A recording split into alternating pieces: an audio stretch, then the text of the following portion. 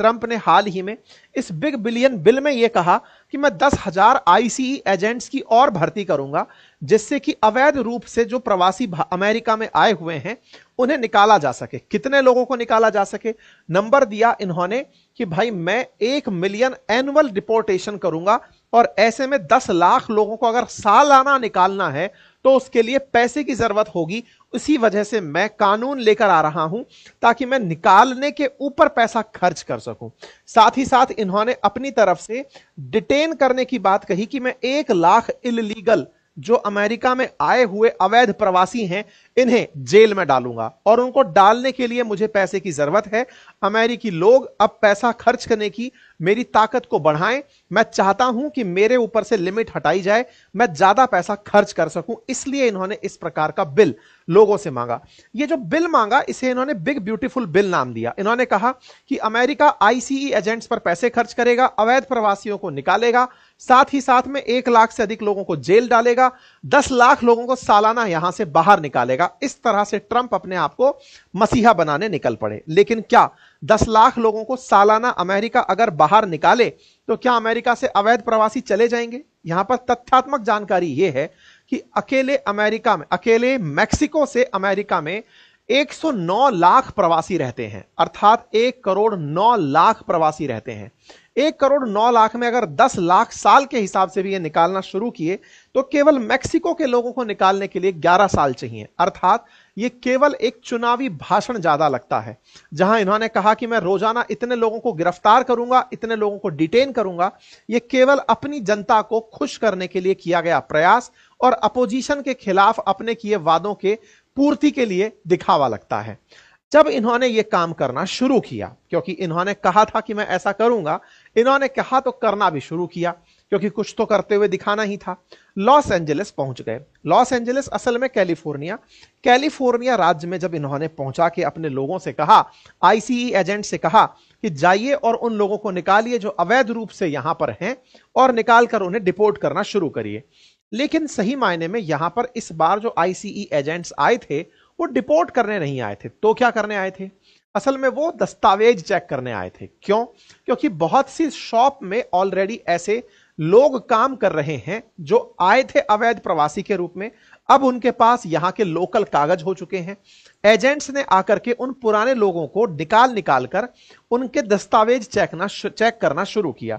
दस्तावेज जब चेक किया तो समझ में आया कि इन दस्तावेजों में कुछ गड़बड़ है, अर्थात ये अवैध लोग थे। अब इन्होंने यहां का अपना असली पहचान पत्र बना लिया है, कुछ वैसे ही जैसे भारत के अंदर अवैध रूप से घुसे हुए रोहिंग्या हो या बांग्लादेशी हो, इन्होंने अपनी पहचान बदलकर भारत के अंदर रहना शुरू कर दिया है।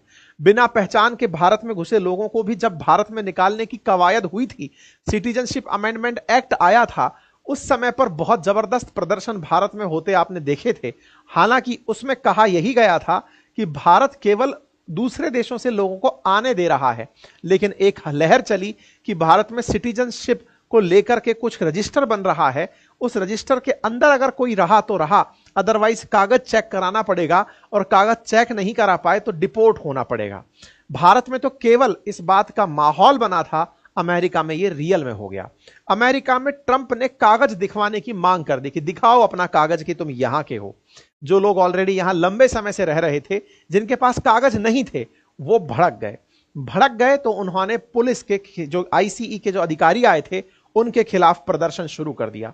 3000 अवैध रूप से प्रवासियों की जो अप्रवासी थे उनकी यहां पर गिरफ्तारी हुई, उनको यहां पर लिया गया, पकड़ा गया, और उस काम के लिए मतलब होमलैंड सिक्योरिटी डिपार्टमेंट जैसे जो लोग थे वो यहां पर आईसीई अधिकारियों के साथ आए थे, और उन्होंने लोगों को गिरफ्तार करके यहां से डिपोर्ट करने का प्रोसेस शुरू किया। इसी बीच में आईसीई विभाग ने लॉस एंजलिस में 2 होम डिपो, एक डोनट शॉप और एक फैशन इंडस्ट्री के कपड़ों के गोदाम पर कई जगह छापेमारी की। जब छापेमारी हुई तो जो संदिग्ध नकली दस्तावेज वाले श्रमिक थे उनको निशाना बनाया गया। जैसे ही ये आईसी की एजेंट अंदर गए, भीड़ उनके ऊपर टूट पड़ी और उनके वाहनों को तोड़ना शुरू कर दिया और उनके खिलाफ प्रदर्शन शुरू कर दिए। तो संभवतया अब आप इस बात को समझ पा रहे होंगे कहां हो रही है घटना, क्यों हो रही है। जैसा मैंने आपसे कहा कि कैलिफोर्निया में Los Angeles, California Los Angeles ये वो जगह हैं जहां पर बड़ी संख्या में मैक्सिकन लोग रहते हैं, जिनकी संख्या सबसे ज्यादा, मतलब अगर किसी अमेरिकी राज्य में मैक्सिकन्स की कही जाए तो वो लॉस एंजलिस और मैक्सिको मतलब कैलिफोर्निया ही है।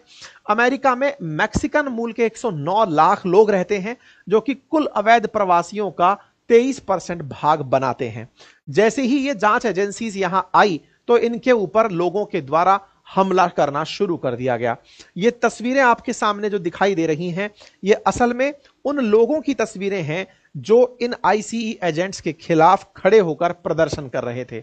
इन प्रदर्शनों के चलते प्रदर्शनकारियों की गिरफ्तारी भी हुई, जिससे हिंसा और ज्यादा भड़क गई। ट्रंप प्रशासन ने इन अवैध प्रवासियों को कंट्रोल करने के लिए अपनी तरफ से नेशनल गार्ड्स डिप्लॉय कर दिए।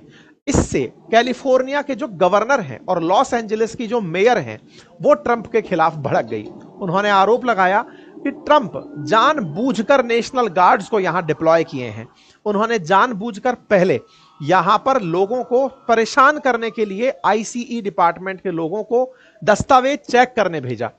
अदरवाइज अवैध प्रवासी जो है वो तो अवैध प्रवासी जो है उनको उठा उठाकर वैसे भी भेजा जा सकता था, लेकिन जो लोग ऑलरेडी जॉब कर रहे हैं उनको पहले निकाला गया ताकि अव्यवस्था यानी कि काओस की स्थिति क्रिएट हो। आप स्थिति बिगाड़ना चाहते थे, इसी वजह से यह सब हुआ। इसी कारण से यहां पर कुछ ऐसे दृश्य देखने को मिले। उन दृश्यों में प्रदर्शनकारी आईसीई एजेंट्स की गाड़ियों पर अंडे पत्थर फेंकते हुए दिखाई दिए। जब इस तरह का प्रदर्शन होना शुरू हुआ तो पुलिस की जीप्स ने अपने आप को रोक लिया। प्रदर्शनकारी नहीं रुके। प्रदर्शनकारियों ने जहां तहां खड़ी पुलिस की जीपों पर अपनी तरफ से अपना हमला करना जारी रखा। मैक्सिको का फ्लैग लेकर के यहां पर विरोध प्रदर्शन करते रहे।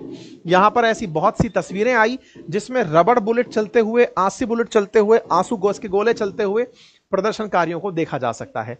एक तस्वीर बहुत ज्यादा वायरल रही, जिस वायरल तस्वीर में कुछ इस तरह से एक कार को मध्य चौराहे में आग लगाकर एक मैक्सिकन प्रवासी इस तरह से यहां पर रह करके चक्कर काटता हुआ दिखाई दे रहा है। टीवी की कमेंट्री में यह कहा जा रहा है कि यह पूरी तरह से गलत है जो ये हो रहा है, और पूरे अमेरिका समेत दुनिया के बहुत से क्षेत्रों में इसे देखा गया। ट्रंप के पास जब यह बात पहुंची कि इस तरह से स्थितियां बिगड़ गई हैं, तो इन्होंने तत्काल प्रभाव से नेशनल गार्ड्स को डिप्लॉय कर दिया। नेशनल गार्ड यहां पहुंचने के लिए तैयार हुए, लेकिन इनके ऊपर पत्थर फेंकने शुरू कर दिए।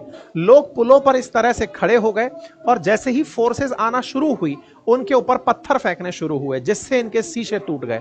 शीशे टूटने से इन गाड़ियों में बैठे हुए जो सुरक्षा कर्मी थे, वो सुरक्षा कर्मी ब्रिज के नीचे जाकर अपनी जान बचाए। कुछ इस तरह से सिक्योरिटी फोर्सेस जहां तहां जान बचाती हुई दिखाई दी। ऊपर की तरफ ब्रिज पर प्रदर्शनकारी खड़े हैं और नीचे गाड़ियां छोड़ करके सिक्योरिटी फोर्सेस के लोग ब्रिज के नीचे शरण लिए हुए खड़े हैं। कुछ इस प्रकार से फोर्सेस ने अपनी तरफ से रबड़ बुलेट्स और आंसू गैस के गोले लोगों पर चलाकर इल्लीगल जो इमिग्रेंट्स हैं इन्हें निशाना बनाने का प्रयास शुरू किया। ऐसी तस्वीरें यहां पर बहुत तेजी से आना शुरू हुई कि किस तरह से लोग प्रदर्शनकारी काम कर रहे हैं।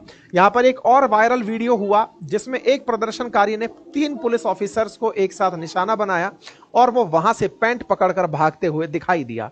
हालांकि ये अवैध प्रवासी जितने भी हैं, इनकी सारी कारस्तानियां कैमरों में रिकॉर्ड हुई हैं, एआई सेंसिटिव कैमरों में रिकॉर्ड हुई हैं।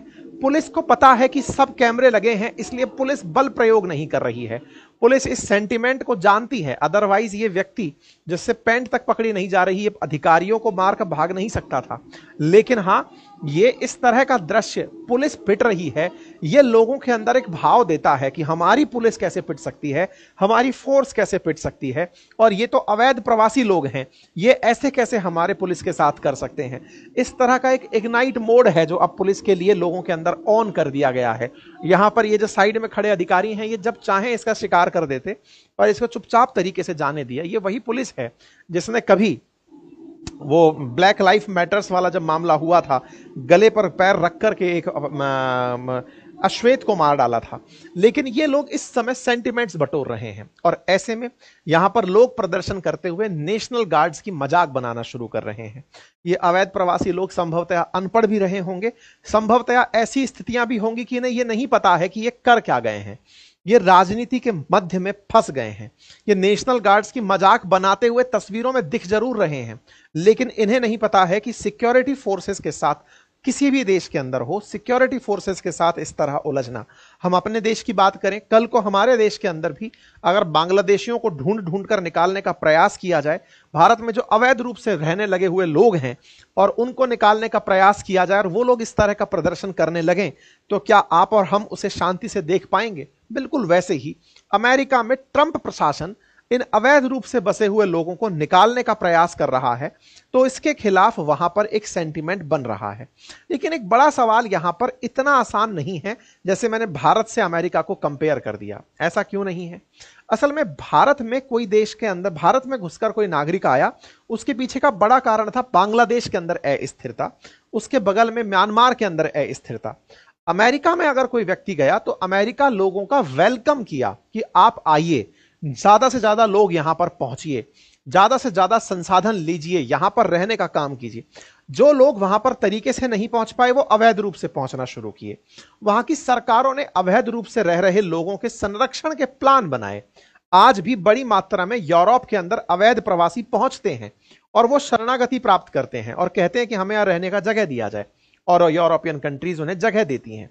अमेरिका में भी ऐसे ही अवैध प्रवासी पहुंचे, उन्हें फ्रीडम ऑफ फ्रीडम, रहने की स्वतंत्रता के ऊपर, या फिर कहिए तो लोकतंत्र की स्थापना के नाम पर, डेमोक्रेसी के नाम पर, ट्रंप के जो विरोधी पार्टियां रही, यानी कि बाइडेन के टाइम की जो डेमोक्रेट्स लोग रहे, उन्होंने लोगों को बकायदा बसाया है, उनके अधिकारों का संरक्षण किया है, उन्हें रोजगार दिया है, उन्हें वो सारे संसाधन और रोजगार के अंदर अपॉर्चुनिटीज उपलब्ध कराई हैं। यही सोच करके बड़ी संख्या में लोग अमेरिका की तरफ जाने लगे थे। आज लेकिन ट्रंप शासन ने इतने सालों से चली आ रही अमेरिकी व्यवस्था को चैलेंज कर दिया है। तो एक तरफ से केवल इन लोगों को गलत ठहरा देना भी ठीक नहीं होगा, क्योंकि ट्रंप ने इतने समय से अमेरिका में चली आ रही व्यवस्था को चैलेंज किया है। जो लोग ऑलरेडी अमेरिका में रहते हुए पुरानी सरकारों की मदद से रहना शुरू जो किए थे, इवन ऐसा नहीं है कि ट्रंप जिस पार्टी से यानी रिपब्लिकन से आते हैं उन्होंने कभी अवैध प्रवासियों को रखने से मना किया हो। पुराने समय में जो राष्ट्रपति रहे हैं वो इतने मुखर नहीं थे, लेकिन ट्रंप कुछ एक्सट्रीम कर रहे हैं। यही कारण है कि कैलिफोर्निया के स्टेट गवर्नर इन्हें अपने खिलाफ मानते हैं।